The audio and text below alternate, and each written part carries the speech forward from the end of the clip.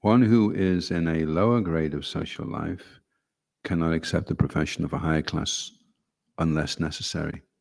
In times of emergency, all the classes but the Kshatriyas may accept professional duties of others.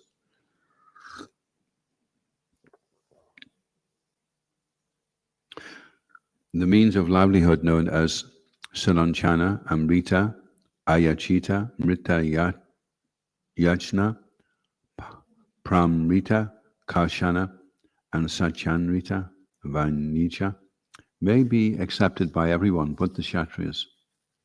For a Brahmin or a Kshatriya engaging in the service of the Vaishyas or Shudras is considered the profession of dogs.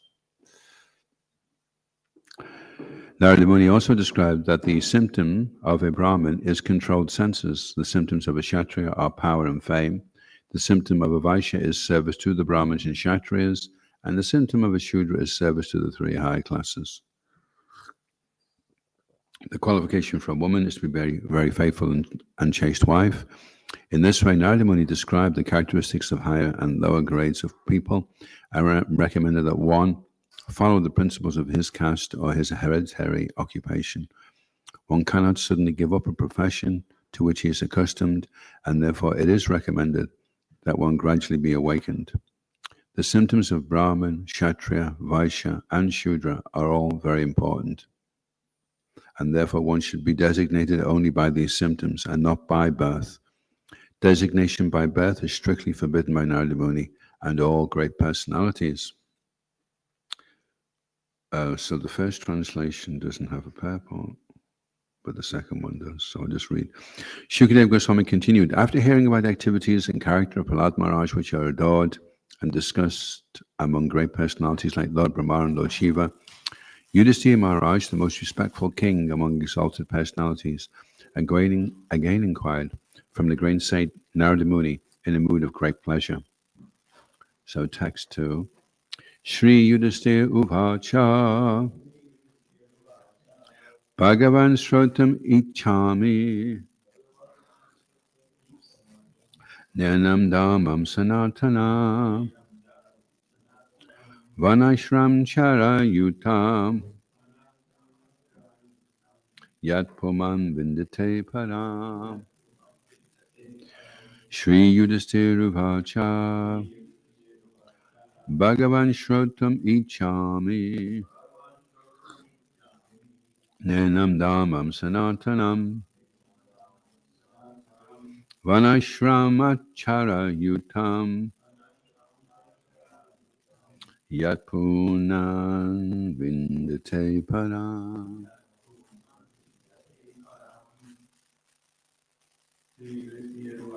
Shri Yudhisthira Uvacha Bhagavan Shrotam Ichami Dhammam Sanatanam Vanashramachara Yutam Yapuman Vindate Padam. Shri Yudhisthira Uvacha Bhagavan Shrotam Ichami Yenam Dhanam Sanatanam Vanashramachara Yutam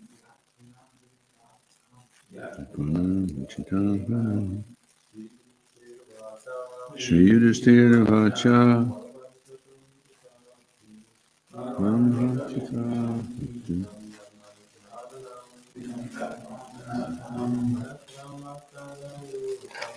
Vaishnachayam Yutam Yatunam. Shri Yudhisthira Vacha. Yudhisthira Maharaj inquired, Bhagavan, O my Lord, Shrotam, to hear, Ichami, I wish, Nirnam, of human society, Dhammam, the occupational duties, Sanatanam, common and eternal for everyone, Vana Ashram Acharya Yutam, based on the principles of the 4 divisions of society and the 4 divisions of spiritual advancement.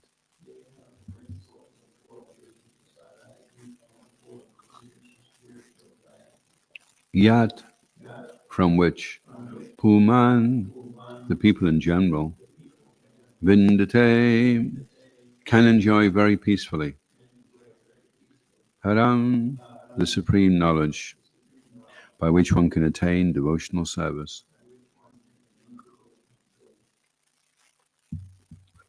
Srila Prabhupada Ki Jai.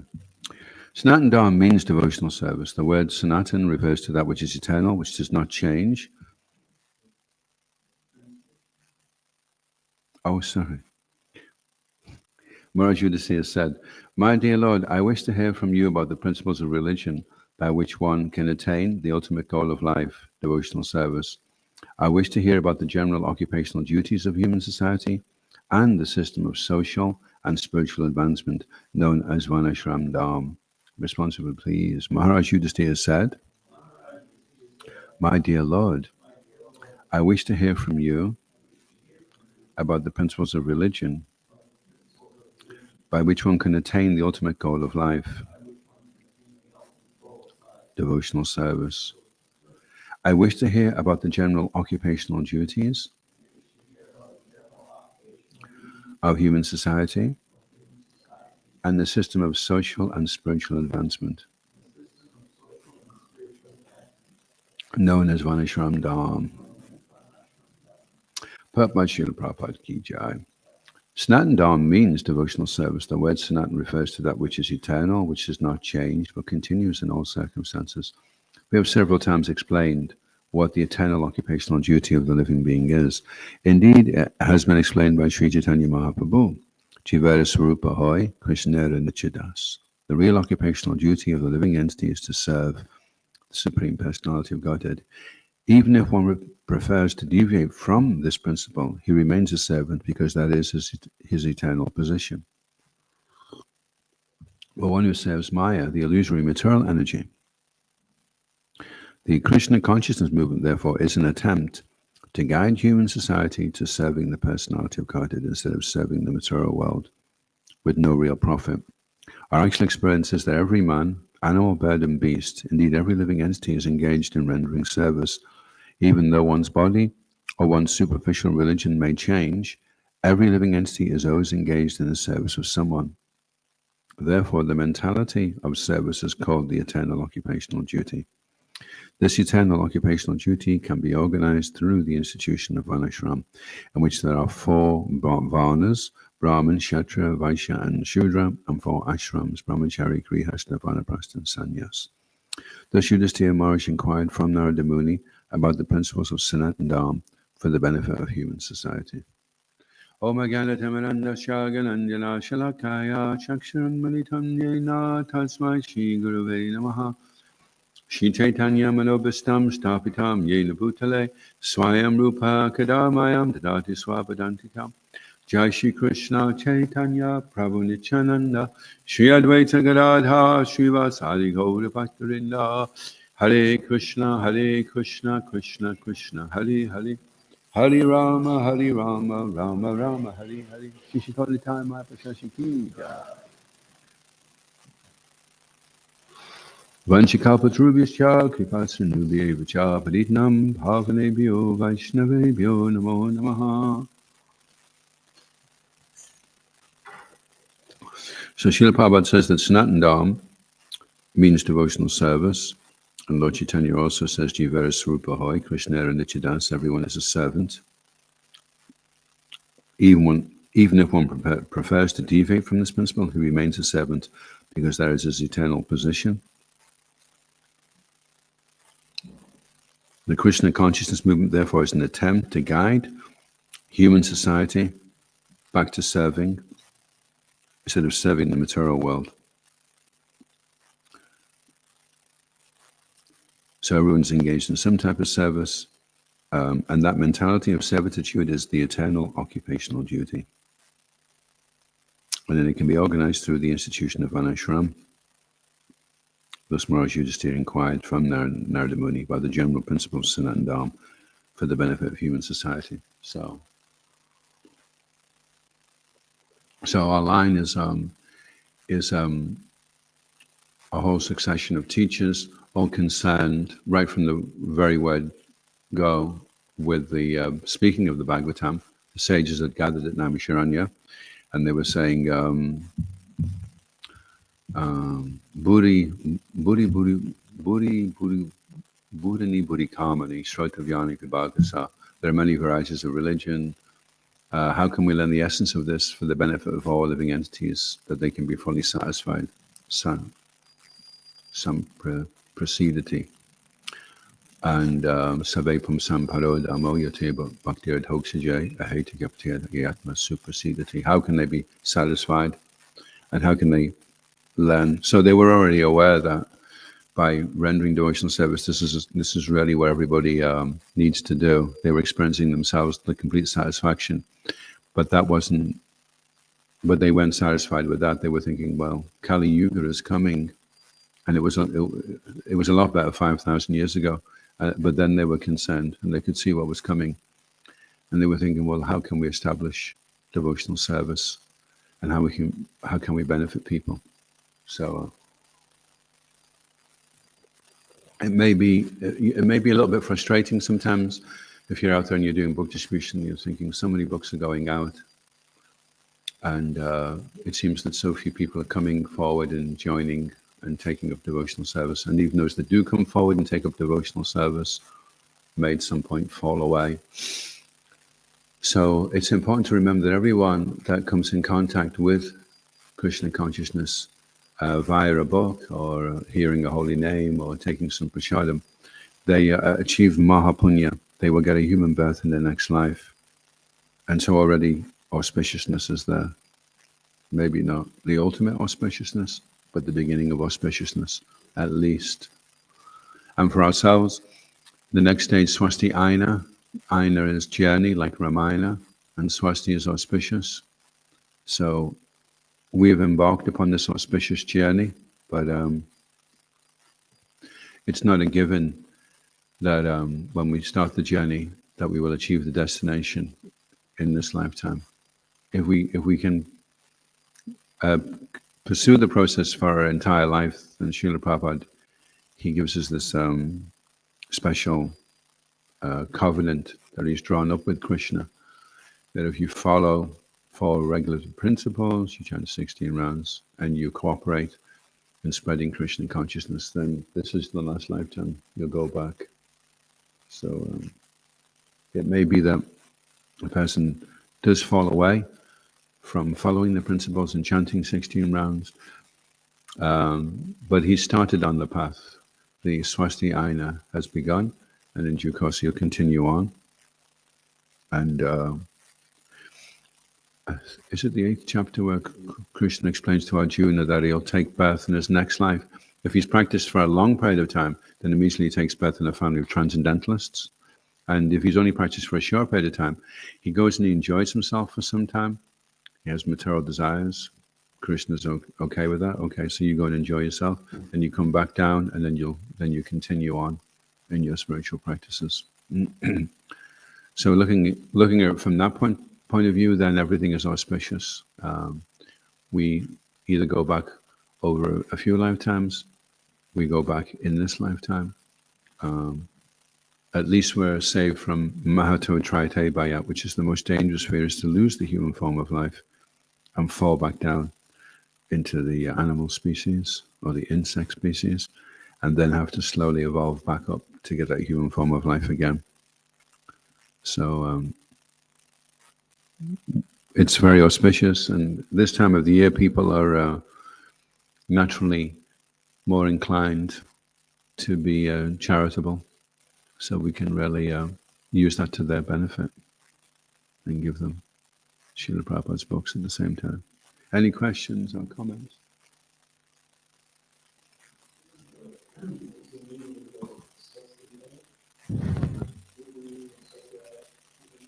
Of Swasaya. Swasaya. Where does the word come from? When someone started Oh, Swasti.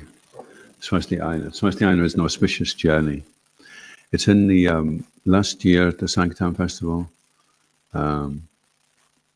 Kartik Chandra gave a class and he referred to a verse in the third canto of the Bhagavatam and he broke it down. Mahapunya, Swasti Aina, and Shubham. So Shubham is if you go back to Godhead this lifetime. And if you're looking at it from that perspective, then it could seem frustrating. You know? Well, how many are going back to Godhead this lifetime? Am I even going back to Godhead this lifetime? How many people that I come in contact and going back to Godhead this lifetime? But from the perspective of Mahapunya, then everyone we're coming in contact with is getting a human birth in the next life. So that's very auspicious. Prabhupada said even if they just carry it to the bin and it gets covered in ketchup and whatever else comes thrown in the bin from McDonald's or whatever, you know, then because they carry Krishna to the bin, then they get the benefit of carrying Krishna. And the significance of securing a human birth, if Srila Prabhupada hadn't come and we hadn't taken up Krishna consciousness, and we wouldn't have known about Krishna except maybe if we'd wandered into the Hindu temple and don't know how much we would have picked up from that, then so many people would not be getting a human birth in the next life. So if you look at that over a period of a few centuries, the general populace starts to become enriched. These people have not fallen down into the animal species. They've had a human birth. They've taken with them whatever lessons that they've had to learn, and now they're back again in the human form of life. They had some contact with Krishna consciousness, and then again they'll get more contact, and then the preaching field becomes more enriched, and then there'll be people that have started on the Swasti Aina and fallen away, and Srila Prabhupada explains in one of the purports in Bhagavad Gita that they immediately become attracted to the principles of yoga without even trying. They just immediately become drawn. They see the Harinam, they're fascinated, they become drawn, they read the books, they resonate with everything.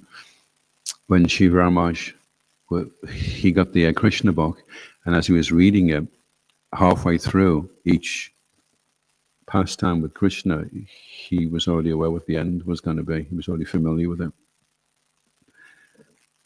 So Rupa Goswami explains that if there is an affinity for the reading, then it indicates that we've already practiced in the past life, you know.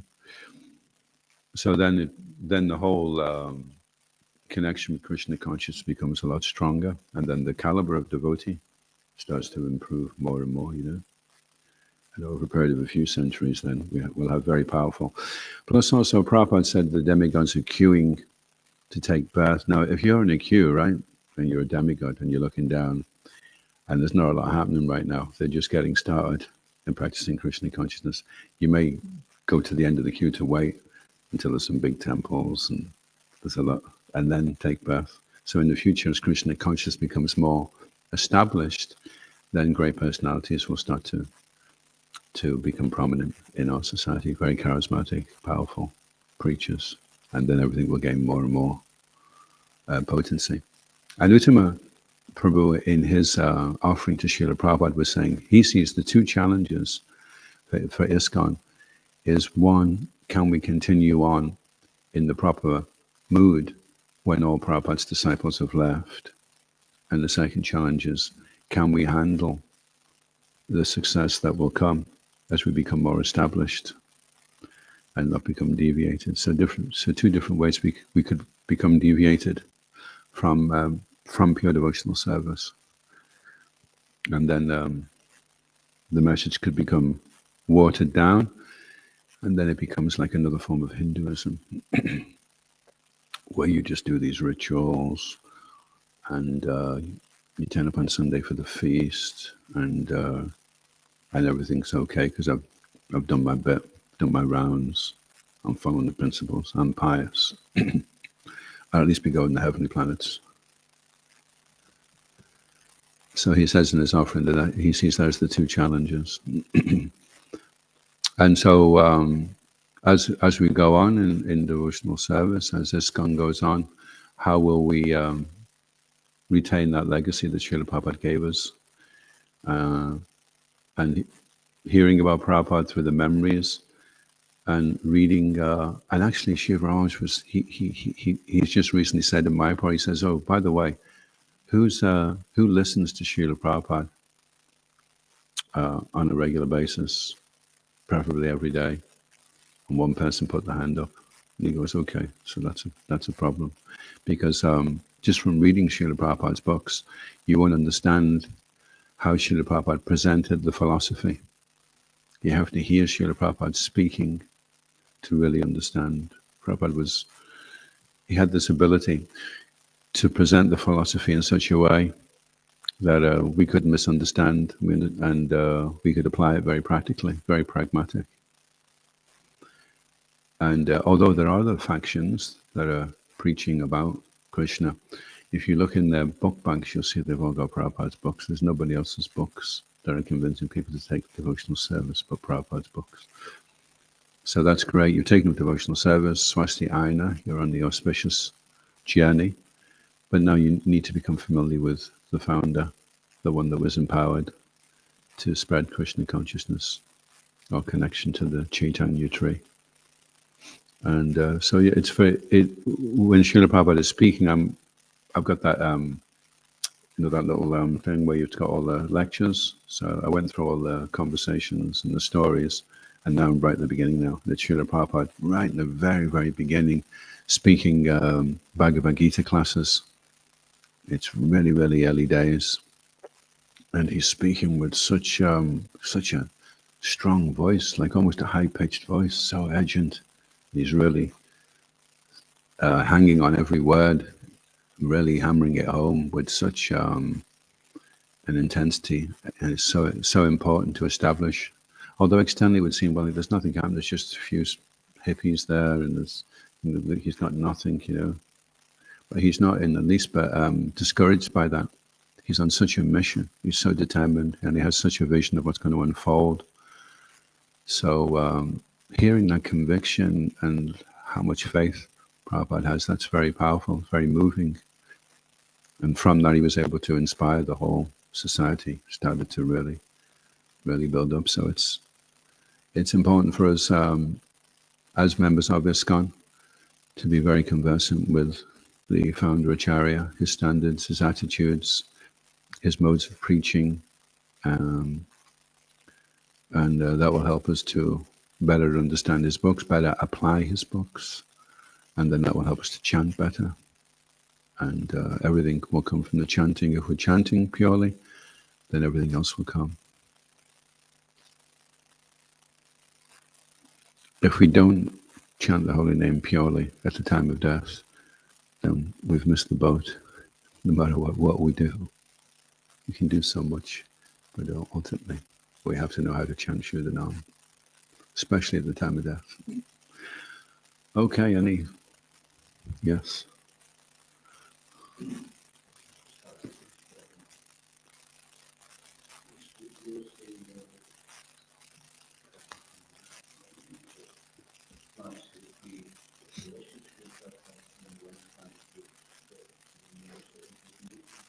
Yeah.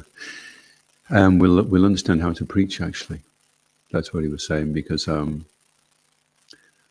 just understanding, and our understanding of understanding is very meager as well. Unfortunately, the academic world, if you understand something, it means you can repeat it, which doesn't necessarily mean that you do understand it. So you may know loads of slokas, and you may know different passages, but do you actually understand how to present it and how to apply it? And so therefore you have to listen, and how Srila Prabhupada interacts, how he answers questions, how he talks in conversations. Then you hear, it's like the Bhagavatam in action. Everything Prabhupada said was perfect. In so many different situations. There's one situation, this Chinese lady comes bursting onto the stage and starts screaming at Srila Prabhupada. He's giving a talk in front of thousands of people in the lecture. There's this this Chinese lady, and it's because of the she's in the laundrette next door, and there's some problem with the noise or something the devotees have done anyway, and she's not very happy, so she bursts in, and so she has a rant, and then it stops. Srila Prabhupada's in the middle of a lecture, and he looks at her, and then he looks at the audience, and he says, "Chinese laundry woman." And then everyone starts laughing, and then the Chinese lady gets it translated what he's just said, and she starts laughing as well. It's like such a perfect way. It's like identifying what she is, and everyone. And Prabhupada just had that amazing ability to just turn any situation into an auspicious situation, and his purity, his profoundness comes through just naturally without having to try, So that's invaluable. Hearing the memories by Prabhupada disciples of Srila Prabhupada really helps you to fully understand. It's like they're doing this Vanipedia, and the devotee who's doing it, he wants to have it so that we can be aware again of what Prabhupada is in full from all these different aspects, so that can't be lost, and that'll stay with us for the next 10,000 years. Vishnu, what's his name? Vishnu Mati. Yeah.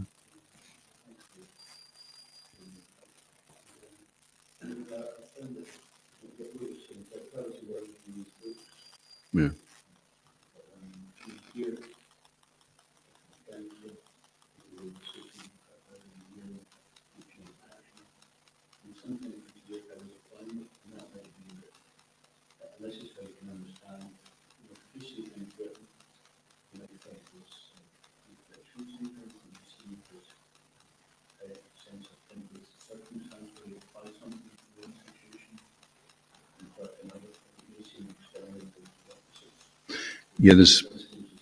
There's a perfect example. I think the book's called Blazing Saddles. It's by Vyasaki. And Prabhupada makes a comment. Well, he gets asked a question by Vishnu-chan about sannyas, and Prabhupada makes a very heavy comment. So at that point, Vishnu-chan, Prabhu, he falls to the back of the, I think it was Maharaj at the time, he fell to the back of the devotees. Then Prabhupada said something else, and he didn't hear it. It was to qualify what he'd said. So it really illustrates, when you hear Srila Prabhupada, it's like sometimes they'll just pull a statement out that Prabhupada says something. Like Prabhupada said a lot of things, what was the context? You read everything Prabhupada wrote first, you hear everything Prabhupada said first, and then present the statement in context of everything else that he said, Otherwise you could take one thing and then it would contradict another thing, because you just take these two different aspects. What was the time, place, and circumstance? What was the time, place, and circumstance? What was the time continuing? What took place after? What took place before? All that has to be taken into account. Oh, I read this in Prabhupada's books. Yeah, maybe you did, but how many of Prabhupada's books have you read? And some Prabhupada disciples that were there at the time, let's say, well, Prabhupada said this then. And like he said, there's one memory, Bhagavatam, there used to be the TP at Sower Street. Prabhupada was saying how much Gandhi, he said aside to Bhagavatam, he goes, I loved Gandhi. He said, I really loved him, And then later on, he's speaking public and he's denouncing Gandhi, and he looks at Bhagavatam and he kind of winks like that, because that's what he has to do officially. But at the same time, he had intimately, on a more personal level, he had so much appreciation and admiration for what Gandhi did, So how to understand the whole person, not just a superficial academic understanding, but to be able to go deeply into it. And there's a nice book called Prabhupada Now, and it's Prabhupada coming to devotees in dreams. And dreams are not something that can just be discounted as mental speculation, because they're there in the Chaitanya Charitamrita. And there are times when the devotee gets the darshan of the Lord, or a great devotee, and something very profound takes place. Jai. Iskon Guru Vrinda ki, Srila Prabhupada ki, Gaura Premanandi, Hari Bol.